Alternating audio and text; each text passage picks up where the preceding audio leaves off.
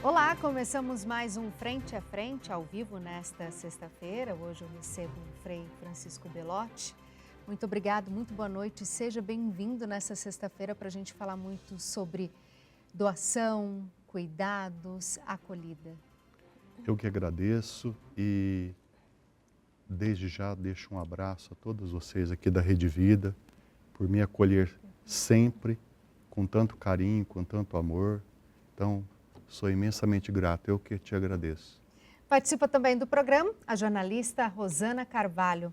Muito boa noite, Rosana. Boa noite, Ana. Boa noite, Frei. Boa noite a todos vocês que acompanham Frente a Frente aqui pela Rede Vida. Frei Francisco, lendo sobre sua história de vida para recebê-lo hoje, fiquei impactada, admirada como desde novinho a vocação surgiu no coração do Senhor e era para acolher, cuidar e seguir o sacerdócio. Isso que o senhor há quase 40 anos está fazendo. Como que foi trilhar esse caminho e continuar tão firme no seu propósito? Eu lembro que quando eu era bem criança, eu cortava as casquinhas de sorvete com uma tesoura para fazer as hóstias para celebrar a missa. Isso eu era criança.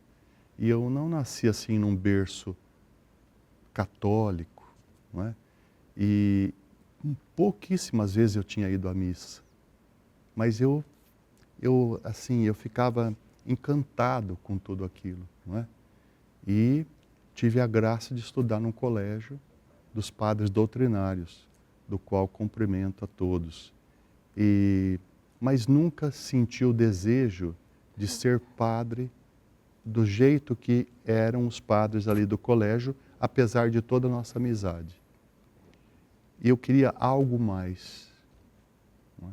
Então foi aí que quando eu, adolescente ou pré-adolescente, eu passei pelo cinema e vi lá Irmão Sol e Irmão Lua, que é um filme muito característico de São Francisco de Assis.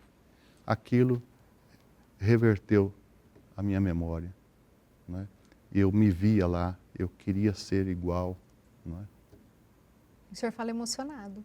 É, porque eu vou falando, me vem como se fosse um filme na minha memória, né? O senhor disse que não tem uma família, não veio de uma família com base católica. E como foi para a sua família receber esse comunicado que o senhor queria seguir a vida religiosa? Meu avô, por parte de pai, foi um dos fundadores da maçonaria em Catanduva. Então ele nem permitia que a gente pedia benção para ele. Os meus avós maternos, eles tinham assim, uma prática religiosa, mas não uma prática assim constante. Eu lembro que minha avó escutava a consagração do padre Vitor Coelho no rádio, coisas assim, né? E por algum tempo eu frequentei o centro espírita junto com o pessoal ali de casa, minha mãe e tudo mais. Como chegou a Jaci? Como iniciou o trabalho da associação? Conta pra gente. Então,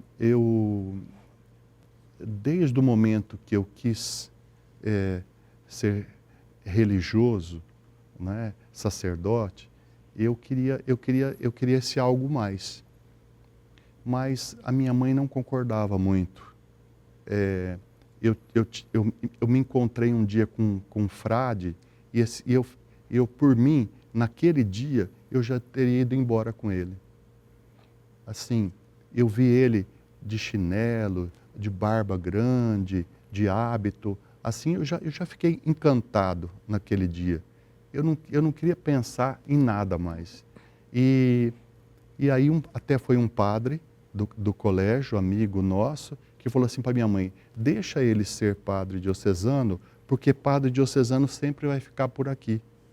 Que ela também não queria que o senhor fosse para longe. Eu e minha mãe, a gente tinha assim um relacionamento muito positivo. Aliás, com todos. Mas aí então eu me submeti a entrar no seminário aqui da Diocese de São José do Rio Preto, porque eu nasci em Catanduva. Naquela época, Catanduva não era diocese. Então eu vim para cá, para Rio Preto. E aqui tinha colocado já na minha cabeça que eu ia ordenar padre aqui, ficar por aqui e acabou. Perto né? da sua mãe, mas seguindo a vocação que lhe chamava. Isso. Eu entendo, e conversando várias vezes com a minha mãe depois, que ela me queria um outro tipo de padre. Não um padre como eu queria ser. Um padre que eu não quero até hoje ter nada de vaidade e etc. E minha mãe não queria, ela queria o padre que é o mais convencional. E isso acabou dando muito atrito. Mas eu levava numa boa, porque eu entendi que com mãe a gente não briga. Ah, isso é bom, gente. Não é? Escutem, com mãe a gente não briga. Então eu levava assim, e nós tivemos um bom relacionamento, e os últimos momentos dela de vida foram momentos assim que nós tivemos assim um entendimento maravilhoso, aonde ela declarou que ela tinha assim um grande afeto por mim e que ela me admirava. Então tudo se acabou ali, sabe? Foi muito importante para mim e eu tenho certeza também que foi para ela. Com certeza. Né? Aí eu fui ordenado padre com licença do Papa João Paulo II, porque eu precisaria ter 25 anos completo e eu tinha 23. Mas veio a licença e Dom José de Aquino que me ordenou. E aí eu me lembro muito bem que logo após a ordenação ele me chamou aqui no bispado e falou assim, olha, mostrou assim na mesa 6 pedidos de paróquia que tinha tal. Eu falei para ele assim, eu gostaria de fazer um pedido ao senhor, que o senhor me enviasse aonde ninguém quer ir. Gente, tão jovem, determinado e corajoso. Aí ele falou assim para mim, ele deu um sorriso e falou assim para mim, Jaci. Aí eu falei, aonde fica? Ele falou, depois de Mirassol, assim. Falei, então, que dia que eu vou? E aí, eu fui. Mas por quê? Não era inconsequência do povo, muito pelo contrário. O povo de Jaci é super acolhedor. Eu vivo lá há 40 anos, não é um dia. Não é? Então, é um povo assim, ultra acolhedor, que acolheu a nossa obra, que gerou a nossa obra, como São Francisco fala, irmão Sol, irmã Lua, chamando todos os astros de irmão e tal. Eu vejo que Jaci, a tradução da palavra é lua. Então eu falo assim que é a nossa irmã Lua, Jaci, aonde Nosso Senhor escolheu para tudo isso nascer. E porque havia passado lá um padre que tinha um vulto psiquiátrico e tinha deixado algumas marcas. Então estava uma situação um pouco difícil. E também não tinha pedra sobre pedra. Era uma paróquia que só tinha a casa. Não é? Então, eu já cheguei ali em casa. Praticamente já ser uma colônia de italianos. Eu vindo de uma tradição de uma família italiana, então eu estava em casa, né? Eu me sentia família. No paraíso, não é? Como até hoje. E como foi para conquistar essas pessoas que estavam talvez tão machucadas ou perdidas? Olha, quando eu entrei na igreja para tomar posse, quando foi dito assim, eis o vosso padre, porque a gente entra sem estola, né? E eu guardo na minha memória perfeitamente o zumbido que deu na igreja. Porque as pessoas pensavam que talvez eu era um acólito do bispo, alguma coisa assim, porque tinha vários padres, menos que fosse eu. Só que quando eu virei assim para frente, cumprimentei as pessoas, o pessoal ficou indignado. Falava, não, é muito novo, aqui não vai dar certo, tal.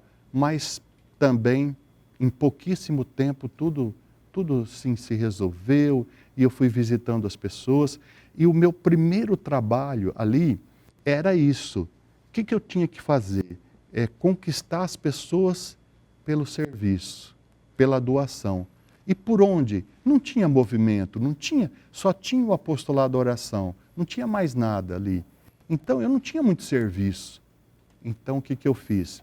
Me dá uma lista das pessoas doentes. E naquela época tinha muito mais do que tem hoje, porque hoje tem hospital e tal.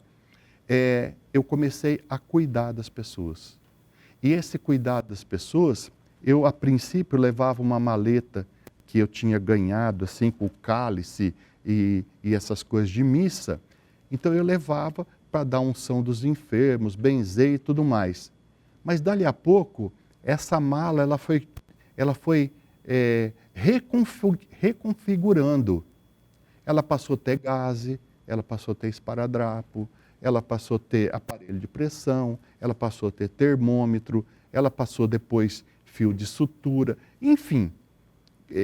Aí eu já entendia que não bastava eu ir lá apenas e dar a bênção, ou dar a unção dos enfermos, ou a comunhão.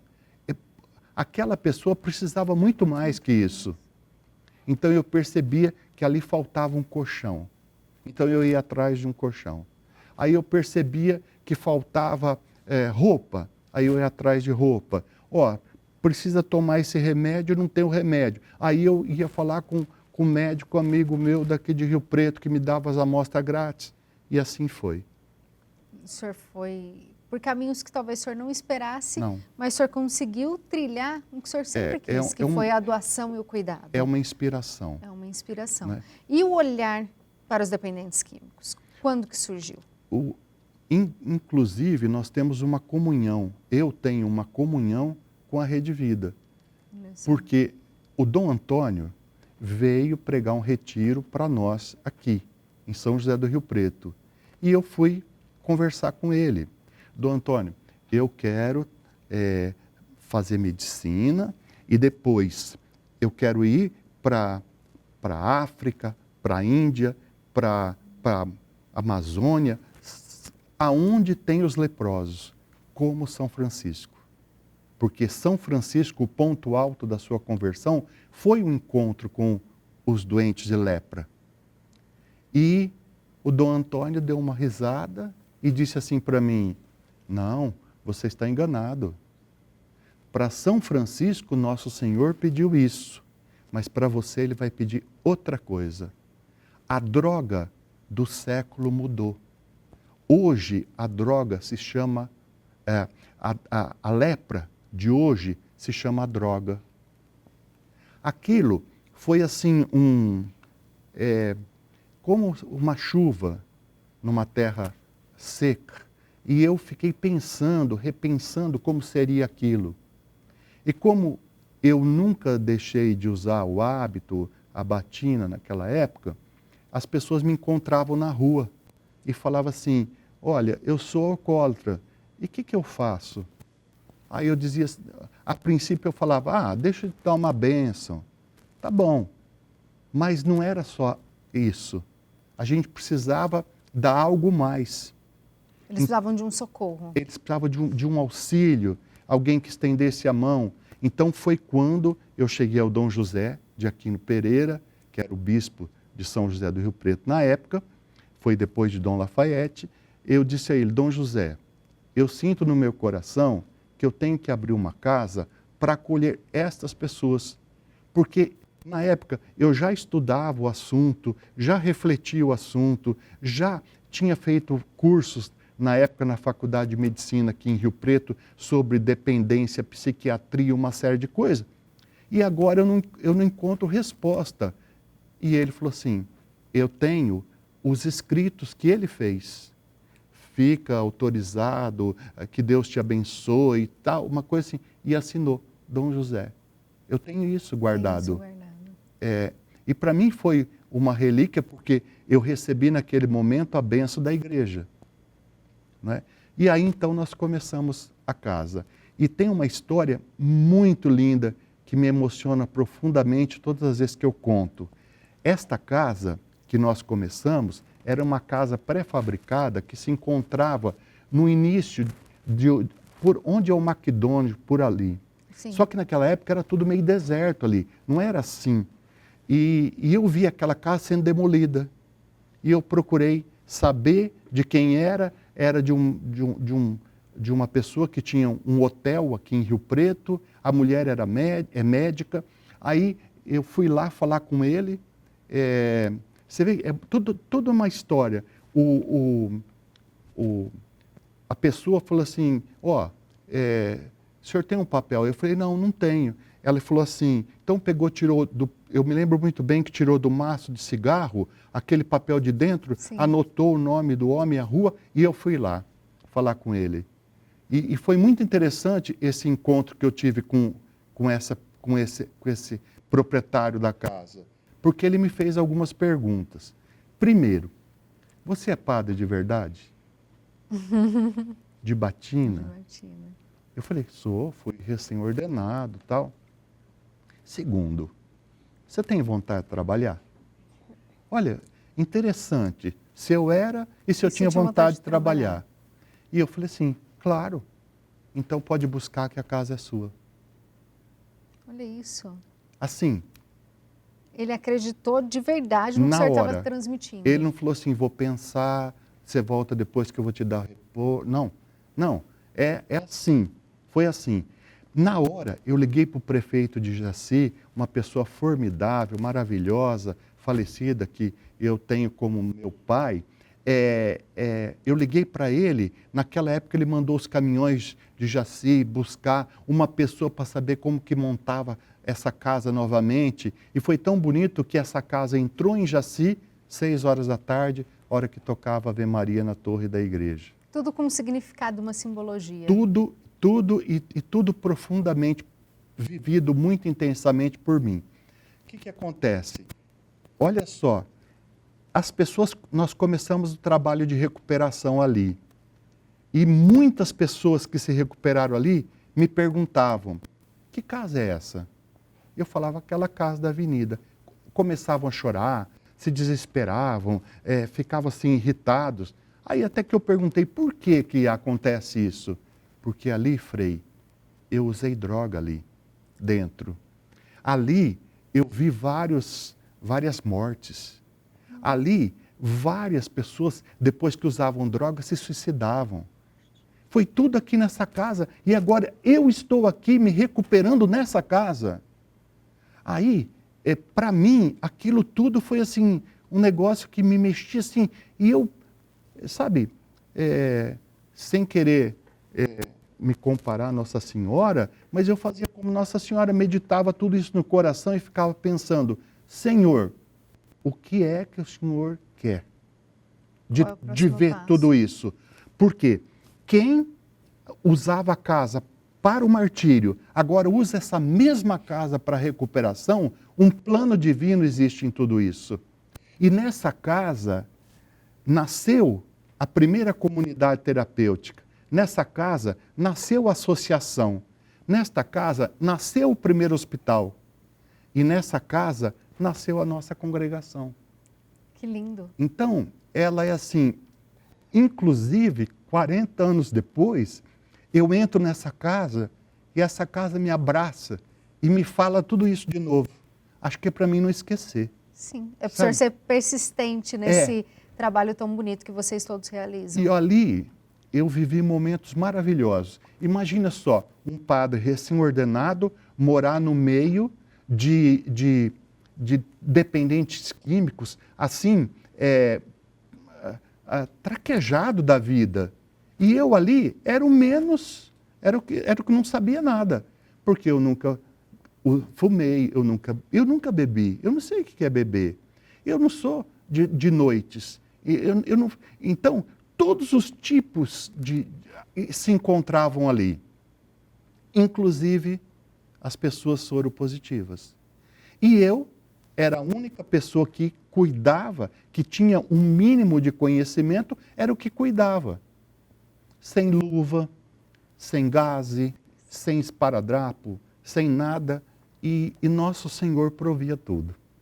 Como sempre. Como sempre. Então, se você perguntar assim, que desafio? Desafio nenhum. Porque todos os desafios que vieram, eles vieram todos repletos de muita bênção. Sabe? E eu não tenho absolutamente nada a reclamar. Nem dizer que foi duro, nem dizer que foi suado. Foi tudo isso. Mas isso pouco importa. Pouco importa. Eu fui chamado a atenção pelo Dom José na época, porque eu saía vendendo verdura na feira, para manter a casa de recuperação. Aí ele falou assim para mim, mas isso não fica bem para um padre, vender ovo, vender verdura. E aí eu falei assim, mas o senhor me proíbe? Ele falou, não, proibir não, eu só acho que não fica bem. Eu falei, mas como é que eu vou sustentar essa casa? Então, eu também nunca tinha plantado horta. Eu também nunca tinha, sabia até como que uma galinha botava. E isso, sabe, cada dia mais me fazia. Te motivava a continuar. Assim, de uma forma muito tranquila, muito tranquila. Diante das lutas tal, mas assim, que não faltaram, mas assim, nunca me abalou, assim, a ponto de, sabe, de desistir ou de sequer pensar em voltar para trás, nunca. Que depoimento. E com esse depoimento de fé, perseverança, a gente vai para um breve intervalo, mas a gente volta já já. Não sai daí, mande sua pergunta. E voltamos no Frente a Frente com o Frei Francisco Belotti, fundador da Associação e Fraternidade São Francisco de Assis. O senhor me emocionou muito no bloco anterior, falando da sua paixão, da sua devoção, do seu comprometimento. Como que a espiritualidade entra na ajuda e na recuperação desses dependentes que o senhor cuida há tantos anos? Sem mim, nada podeis fazer, de Jesus. Como é possível recuperar alguém que não conheça Jesus? Então, todo o nosso trabalho, desde o primeiro dia até hoje, ele começa o dia com a meditação do Santo Evangelho. E ali a gente vai traçando pauta. E no final da noite, a gente sempre pede que cada um faça o seu exame de consciência. E diante disso, nosso Senhor vai colocando os pontos que mais se faz necessário para uma pessoa se levantar e dizer assim, eu quero a vida e não a morte. Então, isso é parte integrante. E graças a Deus, com o passar do tempo, os governos passaram a entender que a espiritualidade é de total importância na vida da recuperação. Inclusive, nosso governador de São Paulo, ele fala do trabalho da recuperação e ele fala de quanto é importante a recuperação estar aliada com um processo de espiritualidade. Já que nós somos formados de corpo e alma, por que só tratar do corpo? Por que não tratar da alma? E a gente sente muito interessante quando os pacientes terminam o processo de recuperação, ele fala assim, eu encontrei Jesus. E agora, como eu encontrei Jesus, eu preciso me encontrar com a minha família. Eu preciso me reencontrar com a sociedade. Então você percebe que os efeitos é muito forte. Planta uma sementinha que vai perpetuar e deixar essas pessoas fortes para não caírem de novo no vício. É uma das coisas mais lindas que eu vivo na minha vida quando eu ando na rua e sempre eu tenho a oportunidade de encontrar alguém que fala, eu me recuperei. Isso é uma coisa assim que não tem preço. E eu faria tudo novamente. É muito importante, muito importante. Eu me encontrei recentemente, num posto de rodovia aí, uma senhora que o filho passou na nossa casa há 25 anos, está sóbrio. Quer dizer, então é muito forte. Agora, não é só de espiritualidade que nós podemos recuperar uma pessoa.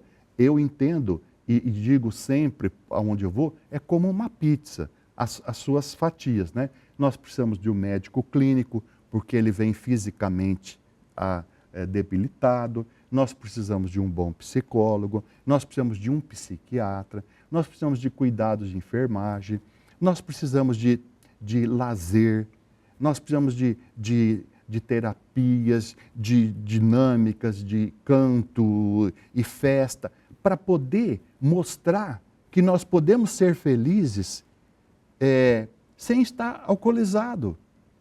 Nós podemos viver feliz sem estar dopado de droga. Então, esse é o trabalho que nós chamamos de plano terapêutico. É levar a pessoa a ter esse sentimento, sabe? Que nós não nascemos para alcoolismo. Porque eu sempre falo de uma maneira até de brincadeira, mas que tem um sentido. Se fosse assim, Deus teria colocado no peito da nossa mãe, de vez de mamar leite, nós tínhamos mamado álcool. Mas não é isso. Não é isso. É outra coisa. Então, recriar, nós precisamos devolver o sentido da criação, como homem, como semelhança de Deus. Né? Vamos chamar a Rosana para o nosso bate-papo? Nós temos perguntas, Rosana? Temos bastante perguntas aqui, temos mensagens também. Antes eu vou falar aqui a mensagem do Marcelo Delgado, que fala: boa noite, Frei, parabéns pelo lindo trabalho. Tem também o Marcos Ribeiro, que fala que não dá para falar de saúde pública sem falar no Frei Francisco. Ele é de Bom Jesus dos Perdões. O Elton Pericles, que bênção, que exemplo de vida, Frei Francisco. E ele é lá de São Jerônimo, no norte do Paraná. E tem aqui o Marcelo Delgado, ele fala que, inclusive, ele se lembra muito bem quando participou da posse do primeiro bispo da Diocese de Catanduva, quando o senhor falava sobre Catanduva. E também o Frei João Paulo, que fala aqui: a nossa história marcada pela providência. E tem mais mensagens aqui, mais perguntas, porém agora eu vou chamar então o Fala Povo do Matheus Vieira. Boa noite, Frei. Qual é o impacto mais significativo que a filantropia pode ter em comunidades carentes? Desculpa, não entendi. Qual que foi a pergunta? Vocês podem rodar de novo a pergunta do Matheus, fazendo um favor? O som ficou ruim aqui no estúdio. Boa noite, Frei. Qual é o impacto mais significativo que a filantropia pode ter em comunidades carentes?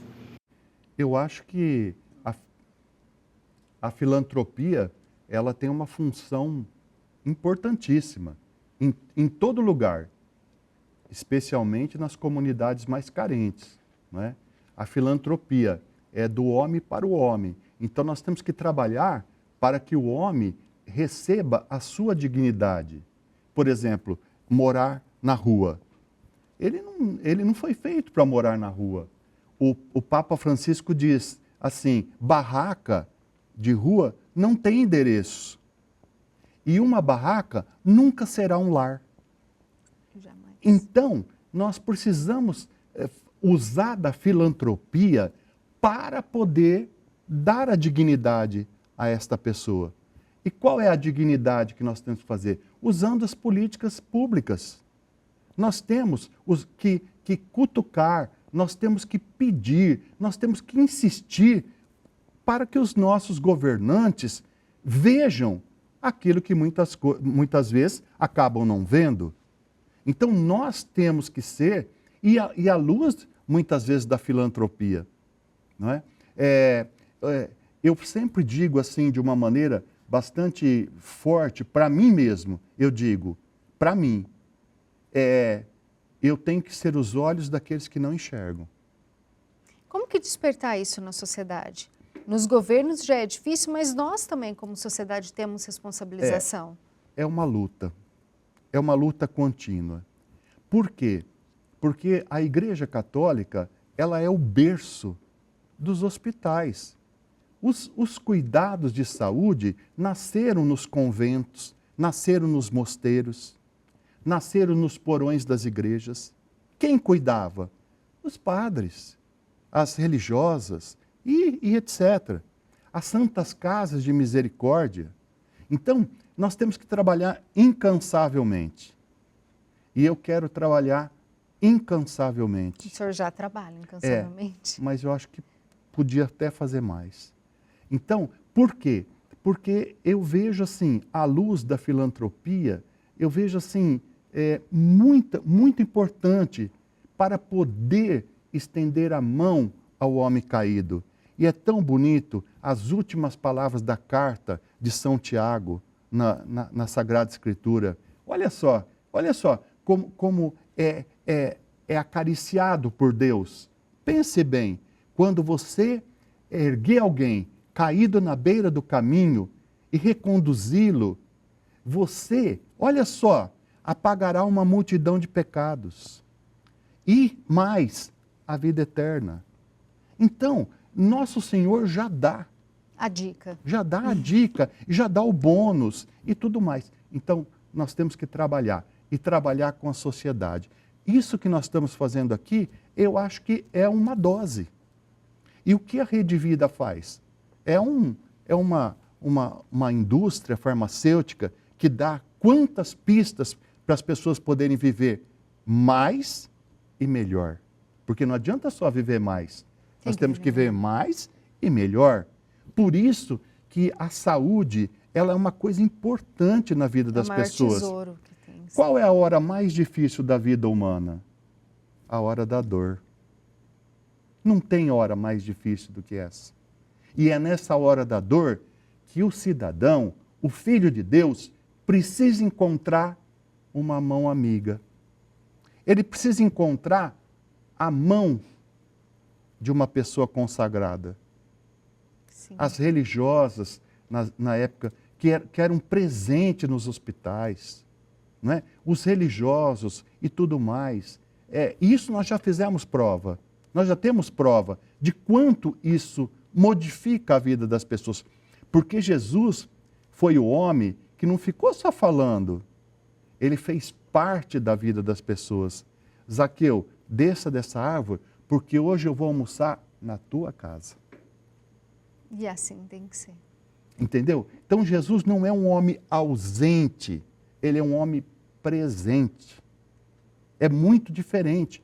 E isso se faz com que? Na hora que a pessoa mais precisa. E a hora da dor. É a hora da dor. Rosana, tô vendo que tá chovendo de perguntas aí no nosso Sim, telão. temos perguntas e antes eu vou mandar aqui ó, o abraço do João Aparecido Garoso, está mandando um abraço para o Frei, tá? Que é um grande exemplo de vida. E a pergunta que chega aqui é do Marcos Ribeiro, ele fala, Frei, nesses anos de gestão em saúde, como o senhor avalia a importância do acolhimento franciscano no tratamento do câncer? Ixi, a importância do franciscano, a presença do franciscano dentro da oncologia. Por exemplo, Hospital São Francisco, Hospital Universitário São Francisco, Bragança Paulista, nosso. Lutamos, assim, fervorosamente para fazermos o trabalho completo de oncologia e cada vez que aquele sino toca, É uma emoção de bate no meu vitória. coração. Já está aí. Nós estamos erguendo um hospital de 8 andares. Já temos a quimioterapia, mas agora vamos para a radioterapia. Para quê? Para você ver, de Jataí vem a Barretos. Olha a distância que tem. A pessoa já está doente, tem que deixar a família, muitas vezes fica sozinho. E vem em ambulâncias e tudo mais. Então, detectamos que naquela região, o que mais precisava? Porque nós já temos hospital lá. Mas o que mais precisava? Precisava um tratamento oncológico. Então, está lá, já edificado no primeiro processo. Nós temos o Hospital de Presidente Prudente, oncologia. Um trabalho maravilhoso que o Hospital de Presidente Prudente faz. Levamos até um trabalho para um outro município que não tem hospital, mas nós vamos lá com a equipe de oncologia, porque entendemos que essa doença, ela é traiçoeira, e quando menos se espera, não é? E então, a gente tem que se envolver. E como franciscano, nós temos que se envolver. Não tem como dizer eu sou frade franciscano do jeito de São Francisco se a gente não tiver um comprometimento diretamente com os mais pobres, principalmente os doentes. Principalmente os doentes. Rosana, temos mais perguntas? Opa, tá chovendo de perguntas aqui, ó. A Priscila Aparecida Ribas, ela é de Ponta Grossa, no Paraná, e ela fala que está acompanhando o testemunho e que precisa de mais pessoas assim como o Frei no mundo. E a pergunta que eu tenho agora é do Bruno Angel. Ele é acolhido do Lar São Francisco de Assis e ele informa aqui que está há 1 ano e 6 meses em sobriedade. E ele quer saber o seguinte, quais são os planos para os próximos 40 anos de trabalho do lar? Eles não estão querendo deixar o senhor descansar, não, o senhor viu. Nós temos hoje 13 comunidades terapêuticas. Eu acredito que nós somos, em São Paulo, a maior comunidade terapêutica aí de São Paulo. E muitas pessoas falam que do Brasil, mas não tenho certeza. Mas de São Paulo, sim. E nós, neste momento, estamos já num processo bem avançado de um lugar maravilhoso chamado Santa Rita do Passa Quatro. É um antigo hospital de tuberculoso que agora, com o tempo, passou hospital psiquiátrico e agora uma colônia imensa de casas vai se tornar uma grande comunidade terapêutica. E também em São Paulo, nós queremos entrar na Cracolândia. E a gente precisa entrar na Cracolândia dizendo assim, você não quer? Eu quero, então vamos. Ali vai ser um trabalho difícil, por tudo que a gente acompanha e vê. Mas quando é difícil com as bênçãos de Deus, isso, né? Deus proverá sempre, né? Sempre, sempre. Então, eu respondendo a pergunta, eu digo assim, eu gostaria de chegar, viver um momento que eu não encontrasse mais nenhum dependente químico nesse mundo. Como eu pensei que jamais eu ia encontrar um Papa Francisco. E encontrei. Sabe, então, é Nosso Senhor sempre renovando as esperanças, né? Sempre. E aproveitando da fala, o Papa Francisco veio ao Brasil na Jornada Mundial da Juventude. E foi até o hospital no Rio de Janeiro. Como que foi esse momento? Até o hospital no Rio de Janeiro. No hospital do Rio de Janeiro, o que ele quis? Ele quis se encontrar com os dependentes químicos.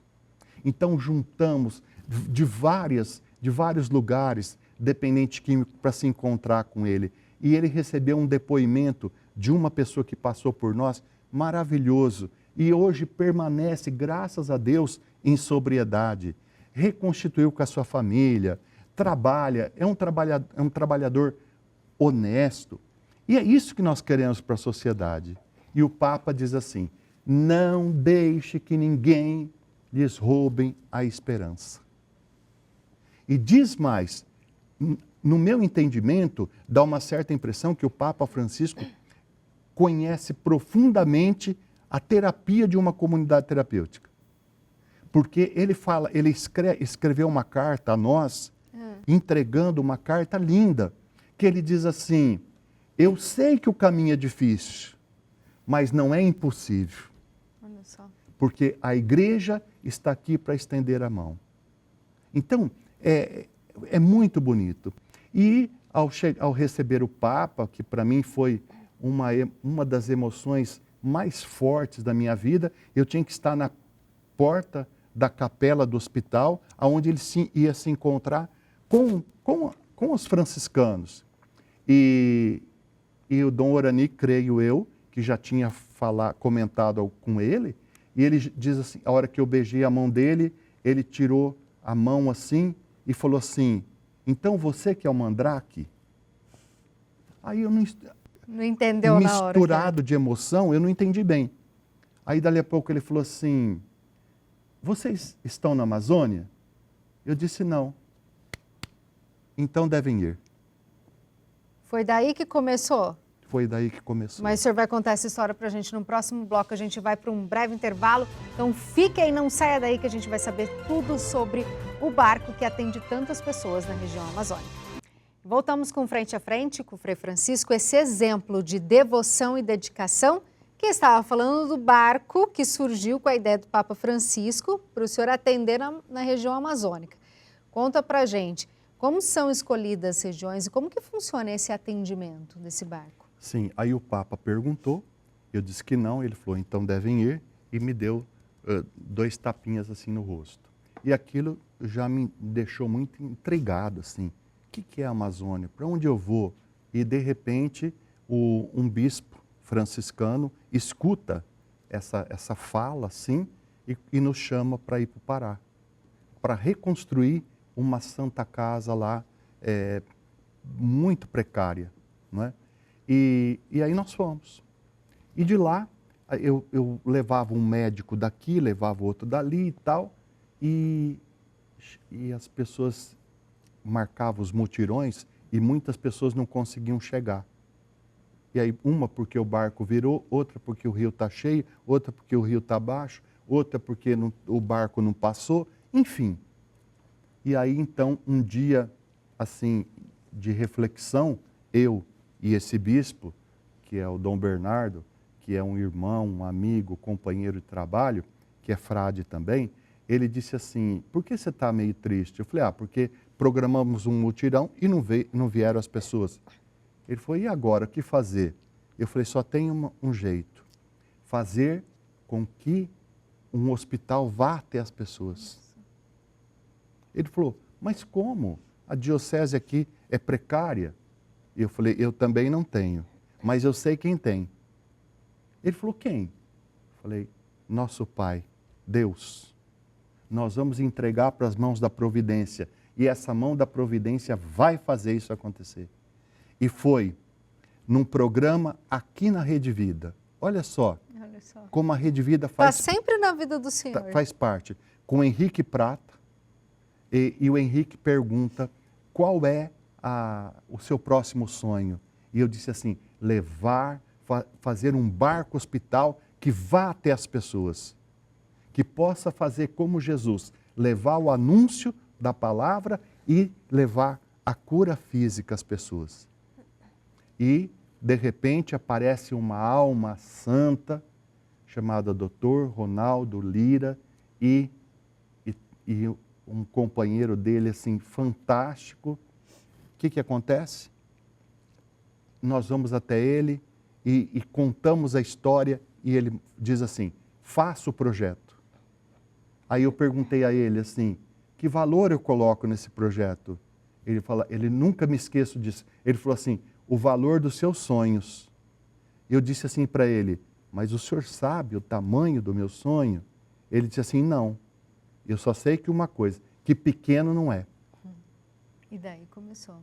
Eu cheguei viajando, eu só chorava. Porque eu já via o barco. Mas aí já não queria mais barco. Eu já queria um navio.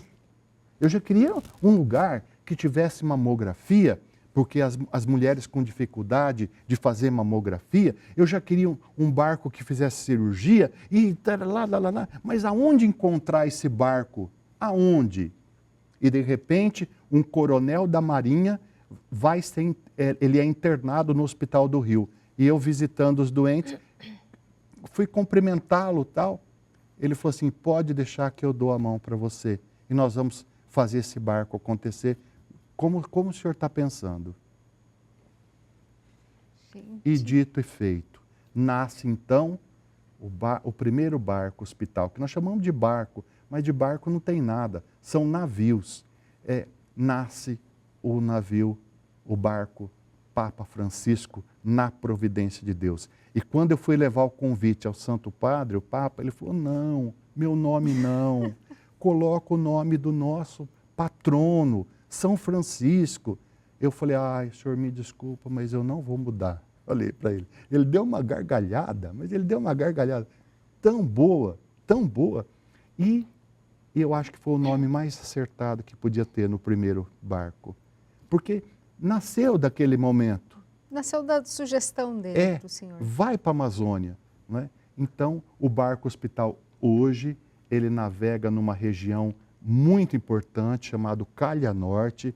É um lugar de difícil acesso a qualquer tipo de assistência, e ele percorre essas comunidades, que muitas vezes ele passa em uma comunidade uma vez ao ano. Olha só. E ali ele atende o que tiver que atender.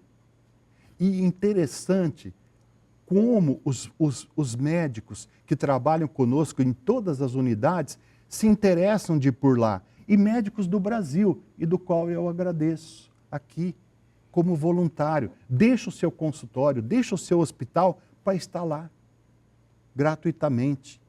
E atende num fervor absoluto. E a gente tem um depoimento e uma pergunta de um desses voluntários. Vamos ouvi-lo? Claro.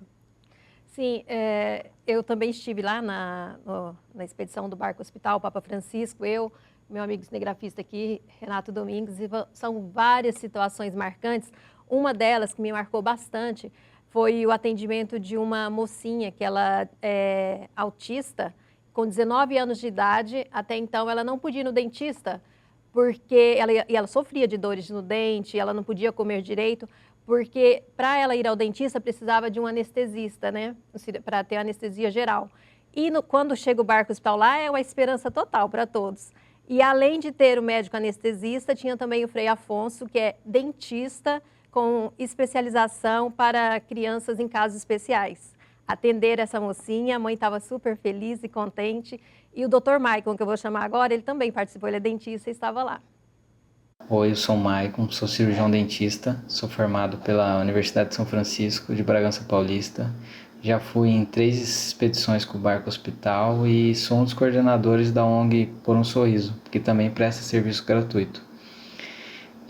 O que eu vejo desde quando eu comecei o serviço voluntário é que as pessoas que sentam na nossa cadeira não estão ali buscando apenas o atendimento odontológico, mas também estão buscando uma escutativa, um abraço, uma conversa, coisa que infelizmente a gente não tem no nosso dia a dia.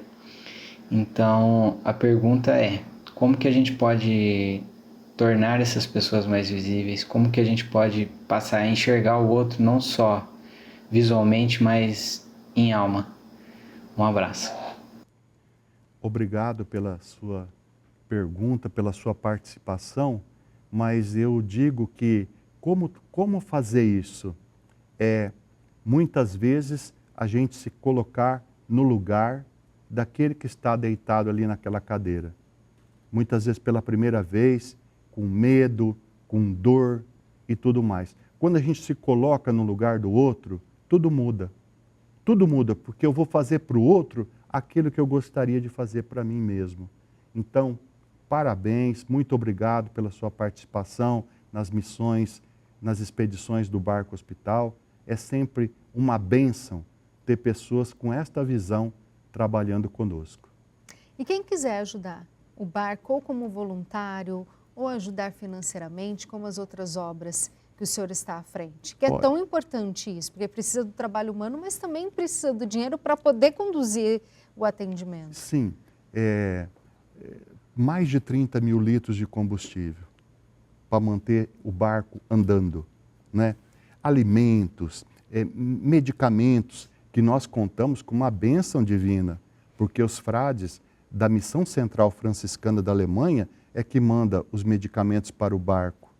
A Balduco manda todas as bolachas, pães, bolo e etc. Mas nós precisamos de sonda, nós precisamos de anestésico, nós precisamos de roupa, nós precisamos de uma série de coisas. Então, Ajude o Barco é um programa estabelecido por nós e pela Rede Vida. É um programa em comum que nós temos. Nós não temos emissora e a Rede Vida não tem barco. Então, por que não se dar as mãos? Então, eu agradeço muito aqui mais uma vez essa participação de fundamental importância que a Rede Vida promove na nossa vida e na vida de tantas pessoas. Pessoal, são mais de 500 mil atendimentos em 4 anos. E como que faz a diferença? A Rosana deu o relato dela aqui, o Dr. Marco deu o relato dele aqui. Essas pessoas não têm como chegar. O senhor foi até lá, o senhor viu como é diferente, qual é esse impacto, como o senhor se sente vendo que esse sonho do senhor se tornou realidade e impacta tantas vidas de maneira tão positiva? Olha, a medicina, ela nasceu para cuidar das pessoas e não das doenças.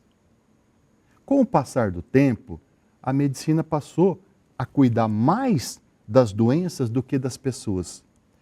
Os barcos, que já somos 3, né? Papa Francisco, São João Paulo II e agora vamos inaugurar São João 23. E todos eles vindos de origem econômica que eu jamais pensava em receber daquele lugar. Porque quando eu disse, o nosso pai tem, então, né? O que acontece? Ele muda a vida das pessoas. em todos os sentidos. Me encontrei com uma pessoa no barco e disse assim, o que é médico? Né? Aí uma professora perguntou para uma senhora assim, a senhora já fez o Papa Nicolau? Ela respondeu, não, o único Papa que eu conheço é o Papa Francisco, mas que é o barco. É o barco. Nem é o Papa Francisco, é o barco. É o barco. Então, este é o mundo e nós precisamos reagir. A gente precisa furar a bolha. Nós não podemos ficar esperando. Eu fico indignado, às vezes eu até faço o gesto quando as pessoas vêem pela televisão, morto não sei quantos de cocaína, olha, prendeu uma quadrilha, não sei quantos. E eu estou lá, né? Então eu fico assim, indignado. Mas só ficar indignado não basta. Não basta. Eu preciso cuidar das pessoas. E Jesus não começa a missa rezando, ele começa a missa lavando os pés. Então, nós, todos os cristãos, nós temos uma missão. Tirar a capa, pôr o avental. Como diz as primeiras páginas da Sagrada Escritura, o homem deverá viver com o suor do seu rosto. E nós também. Né? E o frade, muito mais, porque São Francisco quebrou qualquer paradigma. E fez com que a gente chegasse até aqui. Nossa, eu agradeço, Senhor, e a Deus por ter dado o dom da vida do Senhor e ter dado essa missão e o Senhor fazer dela como a missão da sua vida, de cuidar, acolher, mas principalmente ter um olhar e pensar no próximo, naquele próximo que mais precisa, que muitas vezes é esquecido, é renegado, é deixado de lado. Que o Senhor tenha muita saúde, persistência e fé para continuar trilhando esse trabalho que o Senhor faz tão divinamente. Eu digo a você que esse trabalho não é só meu. Nós temos um time maravilhoso. Os frades mais bonitos do mundo estão no nosso time, não desmerecendo os outros. Nós temos um grupo de leigos fantásticos. E até aproveito de convidar você também, jovem, para fazer parte do nosso time, para sentir a mesma sensação, para sentir o mesmo prazer, né? de cuidar da alma das pessoas, né? Fazer como Jesus fazia, curar os corpos doentes, mas também mostrar o céu, mostrar a glória do Pai, né? Eu acho que essa é um pouco a nossa missão. E eu digo a você, com a maior tranquilidade do mundo, começaria tudo novamente. Eu tenho certeza, esse amor que o Senhor emana, seus olhos brilhando para falando de tudo isso, eu tenho certeza. Eu agradeço o Senhor pela entrevista tão agradável, pelo depoimento, pelo conhecimento, por esse tempo que o Senhor deu aqui para a gente. Muito obrigada. E eu agradeço o apoio indiscutível de todos, indiscutível. Também da nossa querida Rede Vida, que completa 29 anos a serviço da vida terrena e da vida eterna. Agradeço a minha família que faz parte da minha vida, agradeço os primeiros companheiros que absorveram essa ideia sem questionar muito, né? Conselhos administrativos nossos e toda a equipe, assim, o meu abraço, o meu carinho, a minha bênção e também o meu beijo, né, a todos vocês. Muito obrigado. Amém. Agradeço a Rosana pela noite de hoje, a toda a equipe daqui, a você que ficou com a gente. Eu entro de férias, fico 15 dias fora, mas a Rosana e a Luciana vão comandar o Frente a Frente, então não perca. Até mais, um excelente final de semana. Tchau, tchau.